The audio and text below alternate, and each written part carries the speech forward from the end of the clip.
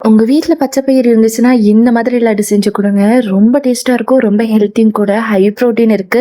எப்படி செய்றதுன்னு பார்த்தலாம். ஒரு கிளாஸ்ல பச்சை பயிறு எடுத்திருக்கேன். அத நல்லா வாஷ் பண்ணிட்டு, ஒரு வாணல்ல அது போட்டு நல்லா வறுத்து எடுத்துக்கணும். இது கூடவே 20 பாதாம் எடுத்திருக்கேன். அதையும் சேர்த்து அது கூட நல்லா வறுத்து இந்த மாதிரி கலர் வரணும். இது ஒரு தட்டுல எடுத்து வச்சுக்கலாம். அப்புறம் வந்து நிலக்கடலைய நல்லா வறுத்து, தோல் எடுத்து அதையும் அது கூடயே சேர்த்துறணும். இப்போ நல்லா ஆறுனதுக்கு அப்புறம் ஒரு மிக்ஸி ஜார்ல சேர்த்து, இத நல்லா ஃபைனா அரைச்சு எடுத்துக்கலாம்.